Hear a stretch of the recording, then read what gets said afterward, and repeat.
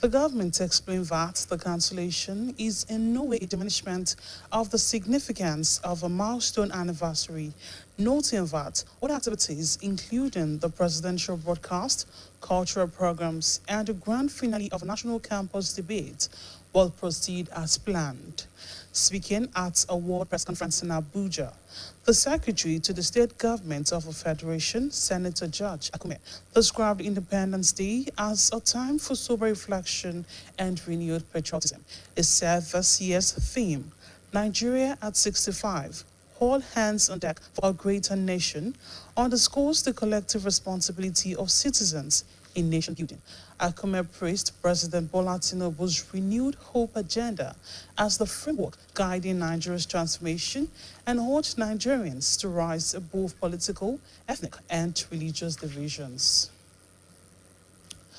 The meeting between the delegation of the Petroleum and Natural Gas Senior Staff Association, Pengasin, and management of the Dangote Petroleum Refinery over the lingering industrial dispute has ended in a deadlock. The reconciliation meeting called by the federal government started at about 4 p.m. on Monday. The meeting, which had the Minister of Labour and Employment, Mohammed Dingyadi, as well as the Minister of State for Labour and Employment, Nkiruka Onyejocha, in attendance, lasted for about 9 hours into the early hours of today. Following the stalemate, Dingyadi said the meeting would reconvene to resolve the deadlock at 2 p.m. on Tuesday. The Oyo State Governor, Engineer Seyi Makinde, has charged the newly elected executives of the People's Democratic Party, PDP, to ensure the party's victory across all elections in 2027, from the presidency to the councillorship. The governor gave the charge during the PDP State Congress held at Lekun Salam Stadium, Adamasingba, Ibadan, on Monday, where Honorable Dayo Ogunbenro was returned as the state chairman. Details are presented by Governor's Office correspondent Olalekan Sulaiman.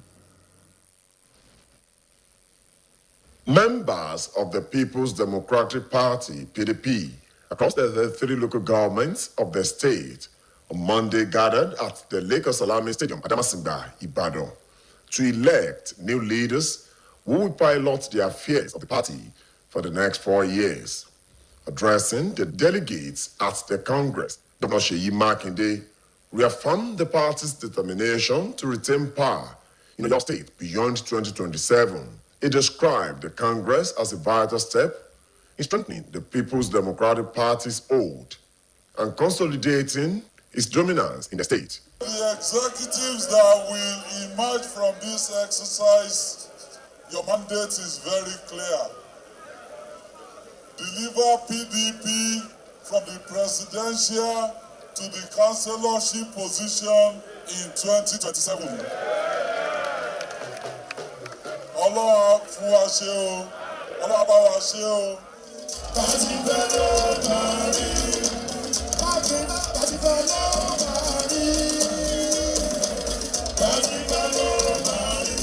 In his opening address, the chairman of the PDP Electoral Panel Committee, Senator Austin Akobondu, urged delegates to be diligent in exercising their franchise, reminding them of their responsibility as party members.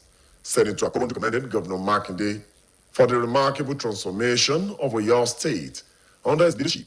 He also expressed confidence in the party's chances in the 2027 general elections, declaring that the PDP was well positioned to return all its candidates to elective offices. For our party to come back to power, we have to work very, very hard.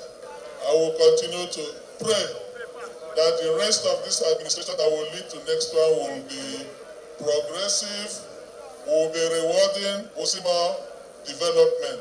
In their separate remarks, a former governor of Jigawa State, Alhaji Sule Lamido, former Speaker of your State House of Assembly, Senator Mansura Sumanu, the PDP Deputy National Chairman, South, Ambassador Taufik Alakwaja, and Senator Gbenga Babalola, described Governor Makinde as a trailblazer and a stabilizing force within the PDP, both in Oyo State and at the national level. At the end of the election, The chairman of the PDP Electoral Panel Committee, Senator Austin Akobondu, announced Honorable Dayo Gungbenro as the newly elected PDP state chairman, with Alhaji Wasiu Adeleke and Joel Oyelami emerging as deputy chairman and state secretary, respectively. Mrs. Toyin Olawumi was elected as the women leader, while Kazim Bello emerged as the youth leader.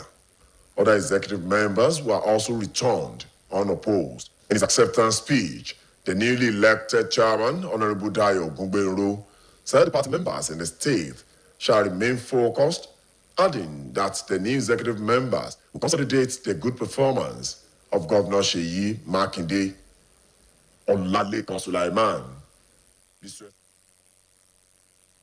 Across many mechanic workshops, rows of abandoned vehicles tell a silent but powerful story of a nation's economic hardship. These cars, which were once symbol of mobility, convenience, and status, now stand as a reminder of how tough choices are made daily between ease of transportation and survival. Our reporter, Faith Adekunle, here digs into the factors behind the rising number of abandoned automobiles at mechanic workshops. I am live here at a mechanics workshop in Bashoru, and right behind me are vehicles that once moved their owners around, but now tell a different story. This shows just how bad the nation's economy has become. For automobile engineers, abandoned cars serve as a daily reminder of the struggles their customers face. Rising repair costs and increasingly expensive spare parts have placed vehicle maintenance far beyond the reach of many. The result is a growing number of faulty cars left unattended as owners redirect scarce resources to more pressing needs. This trend reflects in more than just broken down vehicles. It paints a picture of an economy where inflation and shrinking incomes are reshaping priorities. As households place food and basic survival above vehicle repairs, the ripple effect extends beyond families. Transportation suffers, businesses are strained, and artisans in the auto industry find their livelihoods under threat. In a chat with BCOS News, an auto mechanic, Mr. Idowu Oyebamji, noted that many car owners are unable to keep up with the expenses of replacing faulty components, forcing them to abandon their vehicles in workshops for months, sometimes even years. Ìgbà tá a fi ń kọ́ṣẹ́ ní yíyà yẹn, gbogbo nǹkan dá a lè fi wé ìgbà yìí. Nísìnyí báyìí, ẹlòmíì tí bírèpà di mọ́tò rẹ̀ bá jẹ, yóò sọ pé sáà lè rí tòkùnbọ̀ fún máléjì ẹ̀ because kò sí owó lọ́wọ́ ẹ̀, kò ọ̀rọ̀ ajé Nàìjíríà wà ń bì kò wà pàkúdà. Another auto technician, Mr. Adams Mustafa, added that the situation is worse with individuals who own many cars. Nígbà kan tí mo ṣe bẹ́ẹ̀ ni pé ẹni lọ́kọ̀ méjì tọ́kàn bá bàjẹ́ ń bẹ̀ ó lè máa rí pé wọ́n máa lo ètò àdéhùn náà tó ń fi rí mistake tún èkejì ṣe ní wọ́n fi máa ṣe lẹ́mí bá àbáńdọ̀ kalẹ̀ ìtàpẹ́tà nìkan ọkọ̀ rò ní pẹ́ńlẹ̀ so ọkùnrin ẹlẹ́mí lọ́kọ̀ méjì ẹ̀rù mẹ́ta ṣẹ́pẹ́ lọ́kọ̀ mẹ́ta lè fẹ́ tó lọ́kọ̀ méjì ẹlọ́kọ̀ lè fẹ́ tó ní ẹyọ kan oṣù ṣùgbọ́n tó lọ́kọ̀ oṣù tó bàjẹ́ tí òṣèlú tí èsè yóò àbá dẹ̀ sí àwọn mẹkáníkì láti máa gbàgbé sọ́dọ̀ wọn ò ní pé wọ́n ẹlẹ́mí ọ̀gbìn sílẹ̀ àfikún ọ̀sán gbélé mẹkáníkì sórí bá àmọ́ sípítà tó máa ti rú àwọn òfò àwọn olè wá sí ọkọ̀ náà nílé mẹkáníkì náà fún mọ́ àbáńdọ̀ kọ̀ sọ́dọ̀ wa. They both emphasized that the growing number of abandoned vehicles not only affects their business space, but also reflects the economic hardship in the country. They noted that unless the government steps in to regulate the cost of spare parts or provide some form of support, the trend of abandoned cars will continue to rise, creating more difficulties for both car owners and those in the auto repair industry. Faith Adekunle, BCOS News. You can reach us on GoTV channel 134 and channel 113 on StarTimes. Now, before I go, security is everybody's business. If you say something, kindly say something. And that's, we end the meeting. Thanks for watching.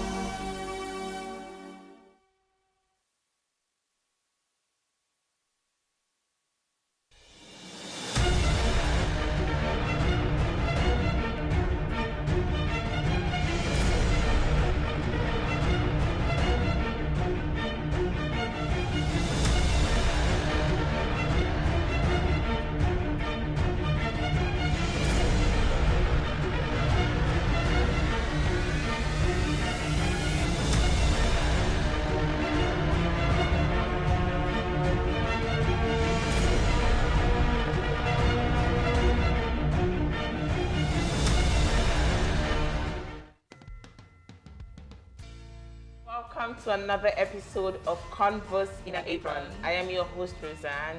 I'm Pei. And I'm Fumilayo. So today I'm talking about the ingredients for this dish. So I have my protein here and stockfish. 3 different kinds of breakfast today, 3 in 1. So me, I'm going to be making my favorite go-to breakfast that I can eat every day. It is Okra pepper soup is ready. Chef for me! Give them! Oilless Please not so spicy for me. Coconut milk moi moi. Well, today we are going to find out how we make that. I don't understand why I struggle with this moi moi wrap.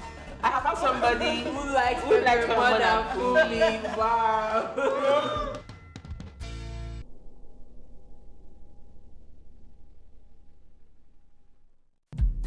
Iṣẹ́ àgbẹ̀ níṣẹ́ ilé wa. Join Oyo State government in its determined efforts to promote agricultural revolution. Support the government to guarantee food sufficiency, job creation, improved revenue generation, economic diversification, and industrial growth through the agricultural value chain. Let's go back to the land, cultivate the land, plant food crops, fruits and vegetables, engage in livestock farming, embrace the agricultural value chain through agro-business practices. Let's help ourselves to guarantee food security, arrest inflation and reduce cost of living. Together it is possible. Powered by BCOS. Iṣẹ́ àgbẹ̀ níṣẹ́ ilé wa.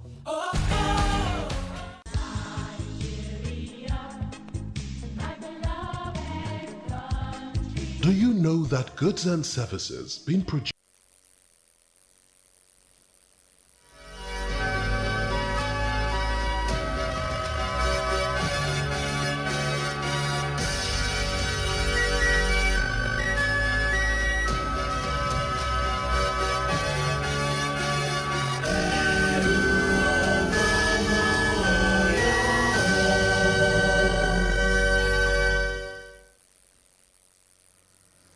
Ẹ káàsán o, ìròyìn ọjọ́ kan rí Olúfẹ́mi Ọdẹ́kúnlé ní oníròyìn yín. Ìjọba àpapọ̀ ti kéde pé kò ní sí ayẹyẹ yíyan bí ọmọ ológun kankan láti fi sàmì àyájọ́ òmìnira lórílẹ̀‐èdè Nàìjíríà èyí tó pé ọdún 75 tí ó sì kù lọ́la ọjọ́rú ọjọ́ kìíní oṣù kẹwàá ọdún yìí. Àtẹ̀jáde láti ọ́fíìsì olùdarí fún ètò ìròyìn àti iṣẹ́ alárinà Ṣẹ́gun Ìmóyì fi síta ló fìdí èyí múlẹ̀. Ìjọba ṣe lálàyé pé wíwọ́gilé ètò yíyan bí ọmọ ológun kì í ṣe láti fi tàbùkù ìrìn àjò ọdún 75 òmìnira ilẹ̀ yìí rárá. Àwọn ètò yòókù bí ọ̀rọ̀ tí ààrẹ yóò bá àwọn ọmọ orílẹ̀-èdè Nàìjíríà sọ, àwọn nǹkan tó ní ṣe pẹ̀lú àṣà ilẹ̀ yìí àti àwọn nǹkan mìíràn tí wọ́n ti là kalẹ̀ yóò wáyé. Nígbà tí ó ń sọ̀rọ̀ níbi àkànṣe ètò ìpàdé oníròyìn tó wáyé nílùú Àbújá, akọ̀wé ìjọba àpapọ̀ Sẹ́nẹ́tọ̀ George Akume ṣe àpèjúwe àkókò àyájọ́ ọjọ́ òmìnira orílẹ̀-èdè yìí bí àkókò tó pè fún ìrònúpìwàdà. Ó ní àkórí àyájọ́ tọdún yìí ní ọdún 75 òmìnira orílẹ̀-èdè Nàìjíríà jẹ́ ojúṣe gbogbo wa láti gbé orílẹ̀-èdè Nàìjíríà gòkè àgbà. Akume wá gbóríyìn fún ààrẹ Bọ́lá Tinubu lórí àwọn àyàn rẹ̀ pàápàá jùlọ ètò àgbéǹde ìrètí ọ̀tun èyí tó jẹ́ atọ́nà ìṣèjọba ààrẹ tó ń fi ara hàn tó sì rọ àwọn ọmọ orílẹ̀-èdè Nàìjíríà láti ṣe ojúṣe tiwọn náà láì fi ti ẹ̀yà, ẹ̀sìn tàbí ti òṣèlú ṣe. Ìpàdé tó wáyé láàrin àwọn aṣojú ẹgbẹ́ àwọn lọ́gàálọ́gàá lẹ́ka epo rọ̀bì àti afẹ́fẹ́ gáàsì Pengassan pẹ̀lú àwọn ọmọ ìgbìmọ̀ ẹbu ìfọpo Dangote ló ti forí ṣánpọ́n. Ìpàdé àlàáfíà ọ̀hún ní ìjọba àpapọ̀ pè ní ìrọ̀lẹ́ ọjọ́ Ajé. Ìpàdé yìí tí mínísítà fún ọ̀rọ̀ àwọn òṣìṣẹ́ àti ìgbanisíṣẹ́ Mohammed Yingadi àti mínísítà kejì nílé iṣẹ́ tó wà fún ọ̀rọ̀ òṣìṣẹ́ ohun ìgbanisíṣẹ́ Nkinika Ogechioma péjú sí ló wáyé fún wákàtí 9 tó sì fi wọ àárọ̀ òní. Lẹ́yìn ìpàdé náà, Yingadi ní ìpàdé mìíràn yóò tún wáyé láago 2 ọ̀sán òní níbi tí ìrètí wà pé wọn ó ti rí ojútùú sí ọ̀rọ̀ náà. Gómìnà ìpínlẹ̀ Ọ̀yọ́ onímọ̀ ẹ̀rọ Ṣèyí Mákindé ti ké sí àwọn ọmọ ìgbìmọ̀ tuntun fún ẹgbẹ́ òṣèlú PDP tí wọ́n ṣẹ̀ṣẹ̀ dìbò yàn pé kí wọ́n ṣiṣẹ́ takuntakun fún àṣeyọrí ẹgbẹ́ òṣèlú PDP nínú ètò ìdìbò gbogbogbò tí yóò wáyé lọ́dún 2027 láti orí ipò àṣẹ títí dé ipò kánsílọ̀. Gómìnà Mákindé pè wọ́n níjà bẹ́ẹ̀ lásìkò ìpàdé àpérò ẹgbẹ́ òṣèlú PDP èyí tí ó wáyé ní pápá ìṣeré Lẹ́kan Sàlámì Adámàsìngbà nílùú Ìbàdàn níbi tí wọ́n ti dìbò yan Dayọ̀ Ògúngbénró padà gẹ́gẹ́ bí alága ẹgbẹ́ òṣèlú PDP nípìnlẹ̀ Ọ̀yọ́. Akọ̀ròyìn wa Ọlálékan Sulaiman bá wọn fojú síbẹ̀ ẹ gbọ́ ohun tó ń bọ̀ lẹ́nu Adémọ́lá Balógun. Àwọn ọmọ ẹgbẹ́ òṣèlú PDP láti ìjọba ìbílẹ̀ mẹ́tẹ̀ẹ̀talélọ́gbọ̀n tó wà nípìnlẹ̀ Ọ̀yọ́ ní wọ́n kóra wọn jọ pọ̀ lọ́jọ́ Ajé sí pápá ìṣeré Lẹ́kan Sàlámì Adámọ́sìngbà nílùú Ìbàdàn láti yan àwọn olóyè ẹgbẹ́ náà tuntun tí wọn yóò tukọ̀ ìṣàkóso ẹgbẹ́ òṣèlú PDP nípìnlẹ̀ Ọ̀yọ́ fún odidi ọdún mẹ́rin mìíràn gbáko. Nígbà tí ń bá àwọn aṣojú náà sọ̀rọ̀, gómìnà ìpínlẹ̀ Ọ̀yọ́ Onímọ̀-ẹ̀rọ Ṣèyí Mákindé ó mú wá sí ìrántí wọn wípé ó ṣe pàtàkì o fún wọn láti sa gbogbo ipá wọn kí ipò agbára kí ó má bàa bọ́ lọ́wọ́ ẹgbẹ́ òṣèlú PDP nípìnlẹ̀ Ọ̀yọ́ lọ́dún 2027. Gómìnà Mákindé ṣe àpèjúwe ìpàdé àpérò gbogbogbò ti ẹgbẹ́ òṣèlú PDP nípìnlẹ̀ Ọ̀yọ́ gẹ́gẹ́ bí ìgbésẹ̀ kan tó ṣe pàtàkì láti lè jẹ́ kí ẹgbẹ́ òṣèlú PDP kí ó tún lágbára sí i nípìnlẹ̀ Ọ̀yọ́. Opportunity yìí láti kí wa kú oríire ni. Àdúrà mi ni pé ìjọba tó à ń ṣe lọ yìí, àwọn tí nǹkan ò tí ì tẹ̀ lọ́wọ́ á dọwọ́ wọn. Àwọn tí ò tí ì tẹ̀ lẹ́nu á dé ẹnu títí wọn náà. Ọlọ́run á fún wa ṣe o. Ọlọ́run á bá wa ṣe o.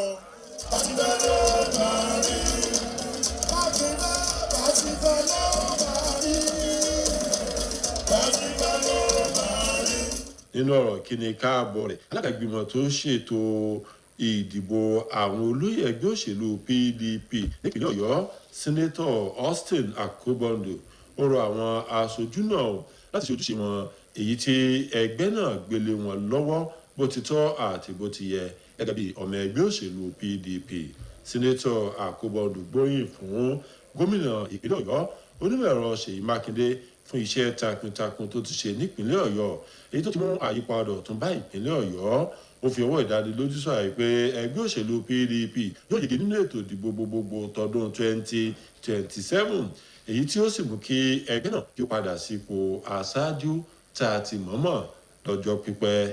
Nínú ọ̀rọ̀ tọ̀tọ̀ tí wọ́n sọ, gómìnà tẹ́lẹ̀ rí nípínlẹ̀ Jigawa Alhaji Sule Lamido, olórí ilé ìgbìmọ̀ asòfin ìpínlẹ̀ Ọ̀yọ́ nígbà kan rí Sẹ́nẹ́tọ̀ Monsura Sumanu, igbákejì alága àpapọ̀ ẹgbẹ́ òṣèlú PDP nílẹ̀ yìí Ambassador Taofik Arapaja pẹ̀lú Sẹ́nẹ́tọ̀ Gbénga Babalọ́lá wọ́n ṣàpèjúwe gómìnà ìpínlẹ̀ Ọ̀yọ́ Onímọ̀-ẹ̀rọ Ṣèyí Mákindé gẹ́gẹ́ bí atófisí ogun rán aṣáájú tó dáńtọ́ lẹ́gbẹ́ òṣèlú PDP yálà nípínlẹ̀ Ọ̀yọ́ ni tàbí ní orílẹ̀-èdè wa Nàìjíríà lápapọ̀. Lópin ètò ìdìbò náà yìí ti ṣe ìdìbò àwọn ọmọ ìgbìmọ̀ ẹgbẹ́ òṣèlú PDP nípínlẹ̀ Ọ̀yọ́, alága ètò ìdìbò ọ̀hún Sẹ́nẹ́tọ̀ Austin Akobando ó kéde Honorable Dayọ̀ Ògúngbénró gẹ́gẹ́ bí alága ẹgbẹ́ òṣèlú PDP nípínlẹ̀ Ọ̀yọ́, Alhaji Wasiu Adeleke gẹ́gẹ́ bí igbákejì àti Honorable Joel Oyelami gẹ́gẹ́ bí akọ̀wé, arábìnrin Tóyìn Ọláwùmí gẹ́gẹ́ bí aṣáájú àwọn obìnrin ní ẹgbẹ́ òṣèlú PDP nípínlẹ̀ Ọ̀yọ́, Kasim Bello gẹ́gẹ́ bí aṣáájú àwọn ọ̀dọ́ lẹ́gbẹ́ òṣèlú PDP nípínlẹ̀ Ọ̀yọ́. Àwọn yòókù ni wọ́n wọlé láì ní alátakò kankan. Nínú ọ̀rọ̀ ọmọọgbà rẹ̀, alága ẹgbẹ́ òṣèlú PDP nípínlẹ̀ Ọ̀yọ́ Honorable Dayọ̀ Ògúngbénró ó ṣàlàyé pé àfojúsùn ẹgbẹ́ òṣèlú PDP náà ni o láti gba ipò aṣáájú rẹ̀ padà pẹ̀lú àfikún pé wọn mú ìgbìmọ̀ tuntun ọ̀hún ó yóò sa gbogbo ipá wọn pẹ̀lú ṣíṣiṣẹ́ pọ̀ pẹ̀lú gómìnà ìpínlẹ̀ Ọ̀yọ́ Onímọ̀-ẹ̀rọ Ṣèyí Mákindé láti lè jẹ́ kí àfojúsùn náà kó jọ. Adémọ́lá Balógun ló ń ròyìn fún iléeṣẹ́ BCOS. Tí ènìyàn bá lọ káàkiri àwọn ibùdó ìtọ́kọ̀ṣe tó ń bẹ ní tìbútòrò ilẹ̀ yìí, onírúurú ọkọ̀ tó bàjẹ́ tí wọ́n gbé kalẹ̀ níbẹ̀, èyí sì ń sọ ní pàtó ipò tí ètò ọrọ̀ ajé orílẹ̀-èdè Nàìjíríà wà. Àwọn ọkọ̀ wọ̀nyí tó ń pafẹ́ tẹ́lẹ̀ lójú pópó tó ń mú kí lílọ bíbọ̀ kó rọrùn fún ẹni tí ó ní àti ipò tí ẹni tó ní irúfẹ́ ọkọ̀ yìí wà rán wa létí bí nǹkan ṣe le koko tó lójoojúmọ́ láàrin ètò ìrìnnà àti ìjàgùdù láti rí ilé ayé gbé.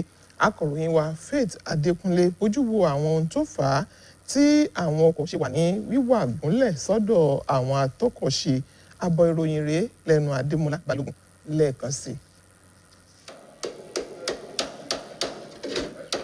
Bí àwọn onímọ̀ ẹ̀rọ atọ́kọ̀ṣe bí wọ́n ṣe máa ń wa ọkọ̀ àwọn oníbàárà wọn gúnlẹ̀ tàbí tí wọ́n máa ń pa wọ́n tì ní àwọn ibùdó ìtọ́kọ̀ṣe wọn ló ń ṣe àfihàn àti ìrántí àwọn ìpèníjà èyí tí àwọn oníbàárà wọn ń là kọjá bí owó àti tún nǹkan ṣe bí ó ṣe ń fi ìgbà gbogbo gbẹnu sókè pẹ̀lú àlékún tó ń bá owó ẹ̀yà ara ọkọ̀ ló ti mú kí ọ̀rọ̀ à ń tọ́kọ̀ṣe yìí kí ó lágbára púpọ̀ nírúfẹ́ àkókò báyìí.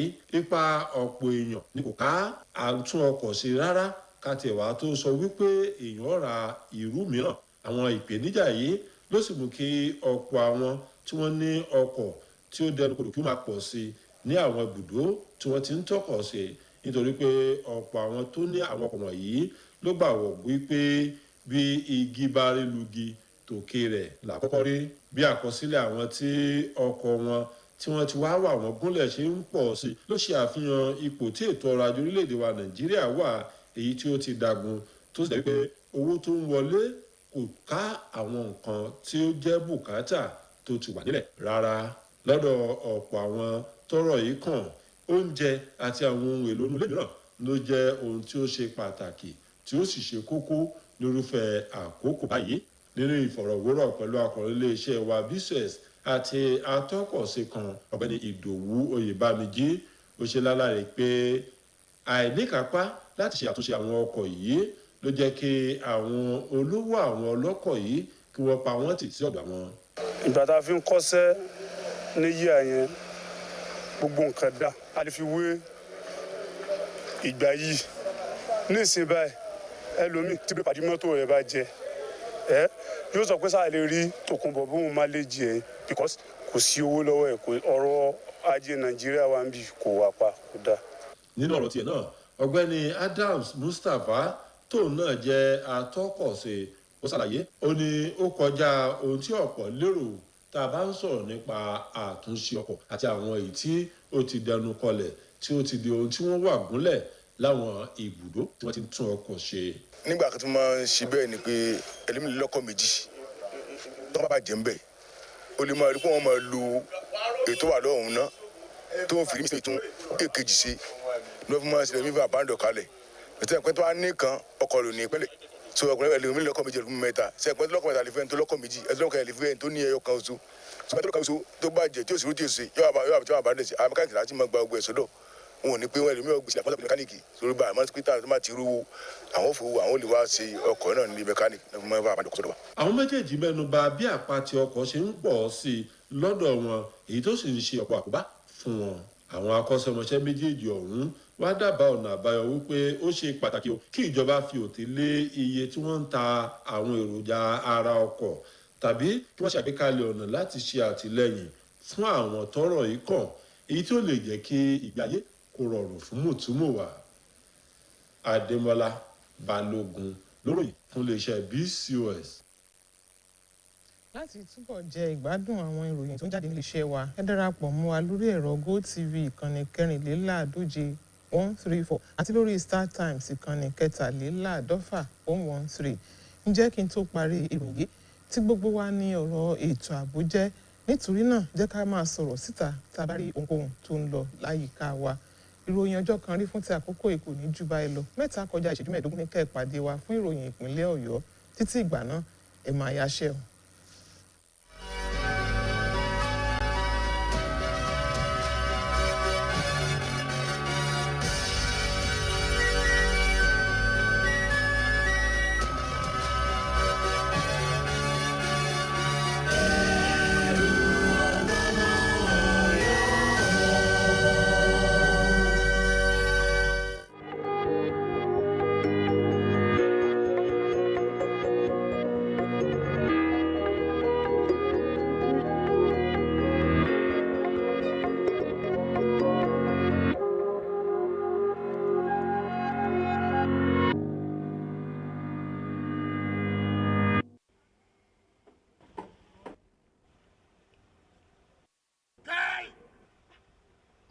ò gbọ́dọ̀ dá ẹsẹ̀ yà kọ̀lọ̀rọ̀ sí báyìí náà wo ọgbádúró lẹ̀ yìí ọ̀fẹ́ dànù odò àní ẹ mọ́ fẹ́ mi ara yín ṣòfò àti dúkìá mọ́ wọ́n ní ẹ má dalẹ̀ sójú àgbàrá wàá lù má kọ́lé sójú àgbàrá túùlù wọ́n ní ọmọ kan búkà tàbí ilé ìgbafẹ́ mọ́kọ́ ojú àgbàrá àti ilé epo omi ìyálẹ́lẹ̀ ń fà lẹ́sẹ̀ yìí ẹ̀ tó má dá wàhálà mi lẹ́ tí bí yìí bá dí àwa máa gbé gbàgbéjù pé gbòòrò ó rí gbòòrò ni ó rí bí ìjọba ṣe gbogbo ẹ̀ tọ́mọ́ tónítóní ṣé bí ẹ pèsè bí ẹ mọ̀ dalẹ̀ sí ọmọ náà bẹ̀. gbé padà gbé padà síbi tí o ti mọ̀. ìjọba náà ní gbà fún yín òótọ́ ọ̀rọ̀ là ń sọ fún yín omi dé òjò tó ti sálulẹ̀ má dalẹ̀ sójú àgbàrá.